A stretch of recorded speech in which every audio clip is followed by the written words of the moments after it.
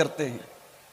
माँ बाप से हमें मोहब्बत होती है, भाई बहनों की मोहब्बत होती है, बीवी बच्चों की मोहब्बत होती है, कारोबार की मोहब्बत होती है, धन दौलत की मोहब्बत होती है, घर मकान की मोहब्बत होती है, मगर एक मोहब्बत ऐसी है जो इन सारी मोहब्बतों से बढ़ करके।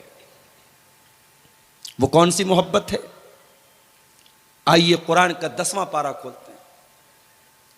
सूरह तौबा की आयत नंबर 24 में अल्लाह फरमाता है, कुल इनकान आबाउकुम व अबनाउकुम व इख्वानुकुम व अज़वाजुकुम व अशीरतुकुम व अम्वालुन इक़्तरफ़्तुमूहा व तिजारतुन तख़शौन कसादहा व मसाकिन तरदौनहा।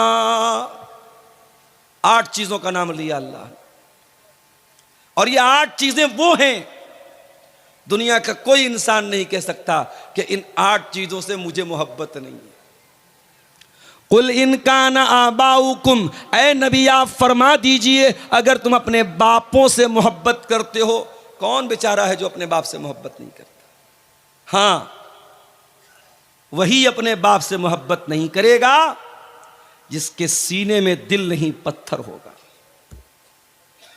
जिसके सीने में दिल होगा वो अपने बाप से नफरत नहीं कर सकता।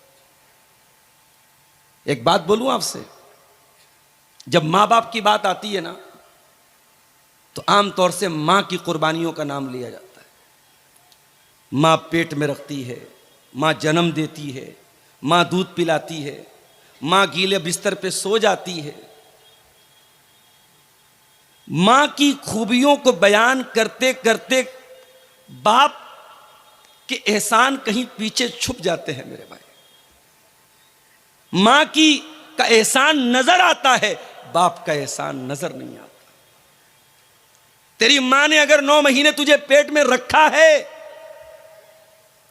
तो तेरी मां को सपोर्ट करने वाला, तेरी मां को खिलाने पिलाने वाला, तेरी मां की हर जरूरत का ख्याल रखने वाला तेरा बाप है। तूने अगर मां के दूध को पी करके तेरे जिस्म में जान आई है तो बाप की उंगली ने तुझे जिंदगी में चलना सिखाया है। मां के आंचल में अगर जमाने की धूप से तुझे नजात मिलती है तो बाप वो दीवार बन के हमेशा खड़ा रहता है हर मुसीबत में, हर मुश्किल में। मैंने देखा है बेटे पर मुसीबतें आती हैं, कितने बापों को मैंने देखा है जिंदगी भर की गाड़ी कमाई खर्च कर देते हैं अपने बेटे को बचाने के लिए। इसलिए मां के एहसान अपनी जगह हैं, बाप के एहसानात को कभी अंडर एस्टिमेट मत करना मेरे भाइयों, बाप के एहसान को कभी कमजोर मत समझना। कुल इनकान आबाउकुम, ऐ नबी आप कह दीजिए अगर अपने बाप से मोहब्बत करते हो, वो अबनाउकुम, और अगर अपनी औलाद से मोहब्बत करते हो। औलाद से कौन मोहब्बत नहीं करता? औलाद नाफरमान है, औलाद बदतमीज है, औलाद बात नहीं मानती है, औलाद गलत काम करती है, तब भी माँ बाप रातों में उठ के जब दुआ के लिए हाथ उठाते हैं ना, तो उसी औलाद की भलाई के लिए हाथ उठाते हैं। ये अल्लाह ताला ने ये मोहब्बत दिल में डाली है। इस मोहब्बत पर इंसान का बस नहीं है, इस मोहब्बत पर इंसान का कंट्रोल नहीं है। हर बाप अपनी औलाद से मोहब्बत करता है, हर मां अपनी औलाद से मोहब्बत करती है। हाँ, एक दिन ऐसा आएगा जब मां को अपने बच्चे की भी फिक्र नहीं होगी, और वो दिन कौन सा होगा? वो कयामत का दिन। अल्लाह ने फरमाया ना सूरह हज की शुरुआत की आयत में, या अय्युहन्नासुत्तकू रब्बकुम इन्न ज़ल्ज़लतस्साअति शैउन अज़ीम यौम तरौनहा तज़हलु कुल्लु मुर्ज़ियतिन अम्मा अर्ज़अत व तदउ कुल्लु ज़ाति हम्लिन हम्लहा। क़यामत के दिन दूध पिलाने वाली माँ, दुनिया में ये पॉसिबल नहीं है। माँ अपने दूध पीते बच्चे को कभी नहीं छोड़ सकती।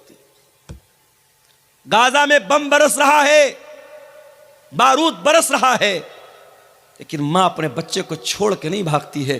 अपने बच्चे को अपने आंचल में अपनी गोद में लिए लिए मां मर जाती है, मगर बच्चे को नहीं छोड़ती है।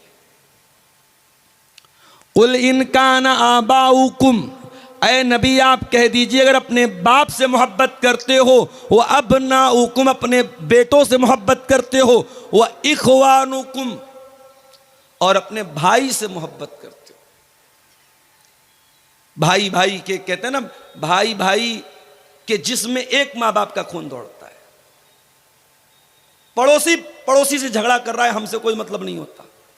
गांव में गांव का किसी से झगड़ा हुआ, हमें कोई मतलब नहीं। हमारे भाई को किसी ने मार दिया, हमें गुस्सा आ जाता है। हमारे भाई को किसी ने गाली दे दी, हमें गुस्सा आ जाता है। ये गुस्सा क्यों आता है? ये अल्लाह ताला ने मोहब्बत डाली है भाई की दिल में। अगर तुम अपने भाइयों से मोहब्बत करते हो वह अज़वाजुकुम, और अगर तुम अपनी बीवियों से मोहब्बत करते हो, शादी के बाद शौहर और बीवी की मोहब्बत भी बड़ी अनमोल मोहब्बत है मेरे भाई। ये वो मोहब्बत नहीं है जो किसी रेस्टोरेंट में, किसी पार्क में, किसी फेसबुक और व्हाट्सएप के चैटिंग में तैयार हुई है। ये मोहब्बत निकाह के जरिए तैयार हुई है। ये अल्लाह ने मोहब्बत डाली है। शौहर के दिल में बीवी की मोहब्बत, बीवी के दिल में शौहर की मोहब्बत। और एक बात बोलूं, शौहर बीवी के बीच में अगर मोहब्बत नहीं है तो यह रिश्ता नहीं चल सकता। यह रिश्ता तभी चलेगा जब एक दूसरे की मोहब्बत होगी। अगर मोहब्बत नहीं है तो मशीन की तरह यह रिश्ता चलेगा। शौहर आएगा, अपनी जरूरत पूरी करेगा, बीवी अपना हक अदा करेगी, बस काम खत्म। दिल का दिल से कोई कनेक्शन नहीं होगा जब तक दिल में मोहब्बत ना हो एक दूसरे की। बड़ा प्यारा रिश्ता है मियां बीवी का रिश्ता। जानते हो इस रिश्ते को अल्लाह ने लिबास कहा है। कुरान का दूसरा पारा उठाओ, हुन्ना लिबासुल लकुम व अंतुम लिबासुल लहुन्ना। तुम अपनी बीवियों के लिए लिबास हो और तुम्हारी बीवियां तुम्हारे लिए लिबास हैं। ये लिबास क्यों कहा? तुम्हारी बीवी तुम्हारे लिए लिबास है, लाइक अ ड्रेस। तुम्हारी बीवी तुम्हारे लिए ड्रेस है। तुम्हारी बीवी तुम्हारे लिए वैसी है जैसे तुम्हारा कपड़ा है। भाई बीवी का कपड़े से क्या ताल्लुक है? कपड़ा हमेशा बदन के साथ लगा रहता है। आप रात में सोते हैं तो भी बनियाइन और लुंगी के साथ सोते हैं। बीवी शौहर के लिए लिबास है, शौहर बीवी के लिए लिबास है।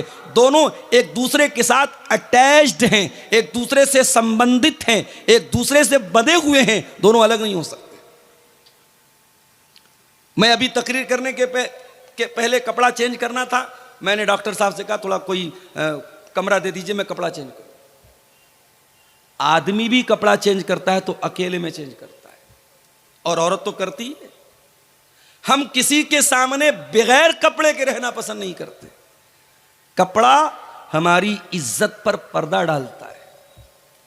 कपड़ा हमारे ऐब पर पर्दा डालता है। कुरान क्या कह रहा है? हुन्ना लिबासुल लकुम व अंतुम लिबासुल लहुन्ना। तुम्हारी बीवियां तुम्हारे लिए लिबास हैं, वो तुम्हारे ऐब के ऊपर पर्दा डालती हैं और तुम अपनी बीवियों के ऐब पर पर्दा डालते हो। अगर शौहर बीवी के ऐब पर पर्दा न डाले और बीवी शौहर के ऐब पर पर्दा न डाले तो मियाँ बीवी होने का कोई मतलब नहीं। जो बीवी शौहर की बुराई करे, जो शौहर बीवी की बुराई करे, बीवी शौहर की गीबत करे, शौहर बीवी की गीबत करे, तो समझो वो एक दूसरे के लिबास नहीं है। लिबास तो पर्दा डालता है, लिबास तो एक दूसरे के ऐब को छुपाता है। अच्छा, लिबास का एक मकसद और भी है। मैं तकरीर करने के लिए आता हूं, सदरी पहनता हूं। बहुत सारे उलमा शेरवानी पहनते हैं। बांग्लादेश के या बंगाल के अक्सर उलमा जो आते हैं, मैं देखता हूं लंबा वाला जुब्बा पहनते हैं। क्यों पहनते हैं भाई? हर आदमी की अपनी एक चॉइस है, और इस्लाम ने इसीलिए लिबास में कोई लिमिटेशन नहीं रखी, कोई पाबंदी नहीं रखी कि आप कुर्ता ही पहनो, आप जुब्बा ही पहनो, आप पैंट शर्ट ही पहनो। इस्लाम ने कुछ कंडीशन बताई। मर्द का कपड़ा टखने के नीचे नहीं होना चाहिए, औरत का कपड़ा टखने के ऊपर नहीं होना चाहिए, मर्द और औरत दोनों का कपड़ा इतना ट्रांसपेरेंट नहीं होना चाहिए कि बदन नजर आए, इतना टाइट नहीं होना चाहिए कि बदन के जो पार्ट्स ऑफ बॉडी हैं, जो शरीर के अंग हैं, वो नजर आए। तो शराइत बताई हैं, लेकिन इस्लाम ने किसी लिबास की पाबंदी नहीं की है कि यही लिबास आपको पहनना है। हमारे मऊ में, बनारस में लुंगी चलती है। मऊ के कितने उलमा मद्रास गए, हैदराबाद गए, दुनिया के कोने कोने में वही लुंगी पहन के चले गए। उनका लिबास है, उनकी ड्रेस है। तो लिबास हमारी पहचान होती है। अल्लाह फरमा रहा हुन्ना लिबासुल लकुम, तुम्हारी बीवियां तुम्हारा लिबास हैं। जिस तरीके से तुम कपड़ा पहन करके अपने आप को सजाते हो, संवारते हो, तुम कपड़ा पहन करके अपने आप को सुंदर बनाते हो, अपने आप को अट्रैक्टिव बनाते हो, अपने आप को आकर्षक बनाते हो, तुम्हारी बीवियां भी तुम्हारी ज़िंदगी को आकर्षक बनाती हैं, तुम्हारी ज़िंदगी को सुंदर बनाती हैं और तुम उनकी ज़िंदगी को सुंदर बनाते हो। ज़िंदगी की खूबसूरती है ये रिश्ता। इसलिए अल्लाह कह रहा है अगर तुम अपनी बीवी से मोहब्बत करते हो, बाप हो गया, औलाद हो गई, भाई हो गया, बीवी हो गई। उसके बाद फरमाया वाशीरतुकुम, और अगर तुम अपने खानदान से, अपनी बिरादरी से, अपने कबीले से मोहब्बत करते हो। आपके यहाँ शेरशाबादी बिरादरी है, बहुत अच्छा मुझे लगता है जब मैं ये देखता हूँ। एक इत्तेहाद है। अभी किसी नेता के बारे में मैंने सुना कि उन्होंने शेरशाबादी बिरादरी के बारे में कुछ उल्टा सीधा बोला। सारी एसोसिएशन, जो शेरशाबादी एसोसिएशन है, वो खड़ी हो गई कि नहीं साहब गलत बोला गया। होना चाहिए अपनी कौम के लिए, अपनी बिरादरी के लिए ये यूनिटी होनी चाहिए। झारखंड के इलाकों में जाता हूं, पाकुड़, साहेबगंज, गोड्डा का इलाका एक तरफ से पूरे अंसारियों का इलाका है, अंसारी कौम है वहां पे। बंगाल में आप चले जाएं, वहां बहुत सारे लोग अपने नाम के साथ शेख लिखते हैं, शेख लोगों का इलाका है। तो बिरादरी का होना कोई खराब बात तो नहीं है। खराब बात क्या है? इंसान अपनी बिरादरी पर फख्र करे और दूसरी बिरादरी को हकीर समझे। अल्लाह ने फरमाया वाशीरतुकुम, अगर तुम्हें अपनी बिरादरी के ऊपर, अपने खानदान के ऊपर अगर तुम्हें मोहब्बत, तुम उससे मोहब्बत करते हो तो कोई मसला नहीं, कोई प्रॉब्लम नहीं है, कर सकते हो। खानदान और बिरादरी की मोहब्बत नेचुरल है। उसके बाद फरमाया व अमवालुन इक़्तरफ़्तुमूहा, और वो माल जिसको तुम कमा कमा करके, मेहनत कर करके कमाते हो, लाते हो, अगर तुम अपने माल से मोहब्बत करते हो तब भी कोई प्रॉब्लम नहीं है। यह अलग बात है कि मेहनत से कमाया हुआ वो माल हमारा नौजवान जुए में जाकर के बर्बाद कर देता है, मेटा ओजोन में जाके बर्बाद कर देता है, क्रिप्टो करेंसी में ले जाके बर्बाद कर देता है। हमारे नौजवान को क्या चाहिए? बैठे बिठाए पैसा चाहिए। कोई कंपनी आती है, साहब 1 लाख रुपया लगा तो हर महीने 15,000 देंगे, हमारा नौजवान झट से तैयार हो जाता है। बैठे बिठाए पैसा किसको बुरा लगता है? मुंबई और हैदराबाद के मुसलमानों का करोड़ों रुपया, ऐसी ही एक कंपनी आई थी, उसने दावा किया था 1 लाख रुपया आप लगाओ, हम 3,000 रुपया हर महीने आपको देंगे, हम बिजनेस करेंगे, आपके पैसे से आपको प्रॉफिट देंगे। दुनिया का कौन सा ऐसा कारोबार है जिसमें सिर्फ प्रॉफिट होता है? मेरे भाई, कारोबार का मतलब प्रॉफिट और लॉस दोनों होता है। इंडियन शेयर मार्केट पिछले 1 महीने में धड़ाम धड़ाम गिर रही है। आज भी मार्केट काफी गिरी हुई है। तो मार्केट का काम है अप एंड डाउन होना, कभी चढ़ती है कभी उतरती है। कंपनी ने दावा किया कि नहीं साहब आप हमारे यहाँ 1 लाख रुपया लगाओ, कभी 3,000 मिलेगा, कभी 3,100 मिलेगा, कभी 2,900 मिलेगा, एक नियर अबाउट आपको 3,000 रुपया मिलेगा। अब जिसके पास 10 लाख रुपया था उसने सोचा यार 10 लाख लगा तो 30,000 रुपया महीना मिलेगा। मुंबई के अंदर लोगों ने फ्लैट बेच दिया अपना, 50 लाख का फ्लैट था, बेच दिया कि 50 लाख लगाऊंगा हर महीने 1.5 लाख रुपया मिलेगा, क्या बुरा है। मकान बेच दिया, फ्लैट बेच दिया, किराए पे रहने लगे। कंपनी सारे लोगों का पैसा लेके भाग गई, आज सब बेचारे रो रहे हैं। तो मेरे भाइयों, ये पैसा जो आप मेहनत से कमाते हैं, अपने नौजवानों से कहना चाहूंगा इसको जुए में बर्बाद मत करना। ये मेटा ओजोन, ये क्रिप्टो करेंसी और ये शेयर मार्केट की बहुत सारी नाजायज शक्लें, शेयर मार्केट की सारी शक्लें नाजायज नहीं हैं, उसकी बहुत सारी शक्लें जायज भी हैं, उसको बैठ करके डिस्कस किया जा सकता है, लेकिन बहुत सारी शक्लें शेयर मार्केट की नाजायज हैं। तो शेयर मार्केट हो गई, क्रिप्टो मार्केट हो गई, इसी तरीके से आजकल ये जो है कमोडिटी मार्केट चल रही है, सोने और चांदी का कारोबार हो रहा है। इन तमाम चीज़ों में जो एक ये गारंटीड मुनाफा है और ये है कि साहब हम पैसा लगा के करोड़पति बन जाएंगे, 100 रुपया लगा के 1000 कमा लेंगे, ये जुआ है। इसमें अपने पैसे को बर्बाद मत करो मेरे भाई। कुरान कह रहा है वह अमवालुन इक़्तरफ़्तुमूहा, अगर अपने माल से तुम मोहब्बत करते हो, जिस माल को तुम मेहनत से कमा कमा करके इकट्ठा करते हो। कोई इंसान अगर ये बोले साहब हमको माल से मोहब्बत नहीं है, झूठ बोल रहा है, वो झूठा है, मक्कार है। माल से मोहब्बत तो नेचुरल चीज है मेरे भाई। अब ये अलग बात है, किसी को माल से इतनी मोहब्बत होती है कि माल कमाने के चक्कर में हलाल हराम की परवाह भी नहीं करता। माल से इतनी मोहब्बत होती है, ज़कात नहीं निकालता, दान नहीं करता, चंदा नहीं करता। करोड़ों की हैसियत है, मोहल्ले में मदरसे का चंदा हो रहा है, मस्जिद का चंदा हो रहा है, ये 10,000 दे सकता है, ये 1 लाख दे सकता है, ये चंदा देता है 500 रुपया। इसके पास पैसा तो है, दिल नहीं है। तो किसी के दिल में माल की ज़्यादा मोहब्बत है, किसी के दिल में कम मोहब्बत है, मगर माल से मोहब्बत सबको है। उसके बाद फरमाया हुआ तिजारतुन तख्शौन कसादहा, और ए ईमान वालों, अगर तुम अपने बिजनेस से, अपने कारोबार से, अपने व्यापार से, अपने धंधे से, अपनी दुकान से मोहब्बत करते हो, जिस कारोबार के बारे में तुम्हें यह डर होता है कि कहीं घाटा ना हो जाए, हर कारोबारी को यही डर रहता है घाटा ना हो जाए, तो ये 7 चीज हो गई। और 8वीं चीज व मसाकिनु तरदौनहा, और ऐ मुसलमानों, अगर तुमको अपने घर बार से मोहब्बत है, अपने मकान से मोहब्बत है, अपनी बिल्डिंग से मोहब्बत है, माँ बाप से मोहब्बत, औलाद से मोहब्बत, भाई से मोहब्बत, बीवी से मोहब्बत, ख़ानदान से मोहब्बत, माल से मोहब्बत, तिजारत से मोहब्बत, घर बार से मोहब्बत, अल्लाह ने 8 चीज़ों का नाम लिया। और 8 चीज़ों का नाम लेने के बाद अल्लाह क्या कहता है, ज़रा गौर कीजिएगा।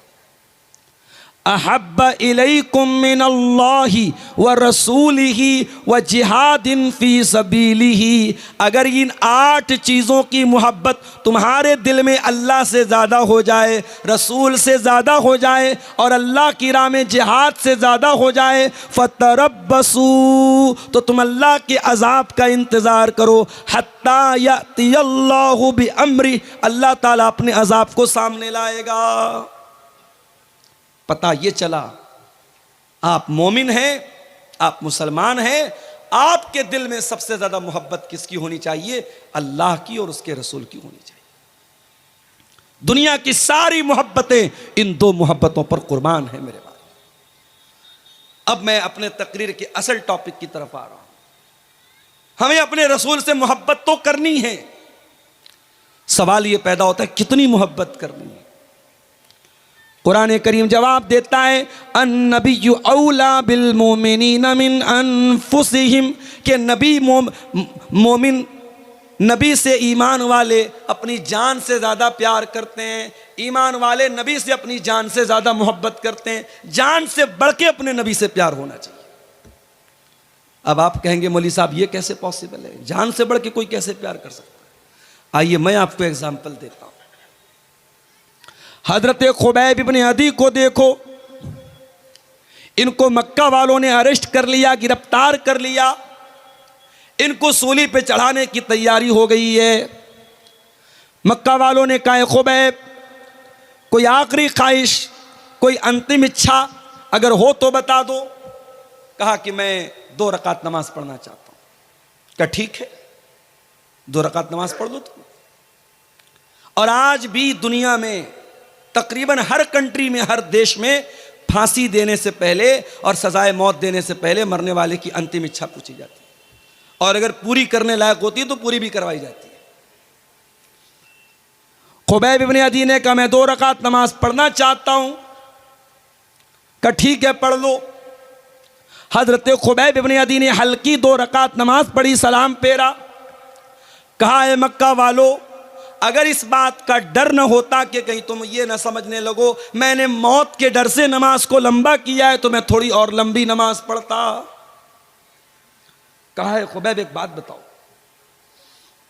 क्या तुम ये तसव्वुर कर सकते हो कि हम तुम्हें छोड़ दें और तुम्हारी जगह तुम्हारे नबी को सूली चढ़ा दें? नऊजुबिल्लाह। अगर तुम ऐसी बात अपने मुंह से निकाल दो कि ऐ लोगों मुझे छोड़ करके मेरे नबी को सूली पर चढ़ा दो, तो ऐ खुबैब हम गौर कर सकते हैं, हम विचार कर सकते हैं कि तुम्हें छोड़ दें।